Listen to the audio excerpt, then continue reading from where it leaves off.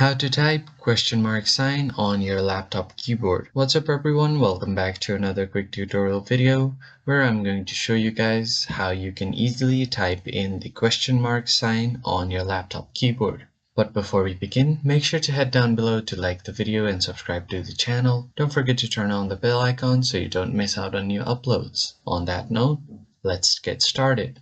Alright, so here is a blank document I have where I can type stuff. So in order to type a question mark, you have to look at your keyboard very carefully and find the question mark sign. It will be right beside your right shift. So right beside your right shift, you can see the question mark and the slash sign. If you just press the button, it will show this slash sign. But in order to get the question mark sign, if I just tap here, it will just keep showing me the slash sign, and to get the question mark, you will have to press shift and that button right here and it will get this question mark icon. And that's how you can easily get the question mark icon. You can use either left or right shift depending on how you type and what's convenient for you. So just hold shift and then press this question mark or the slash icon, this key on the keyboard, and you will get the question mark sign.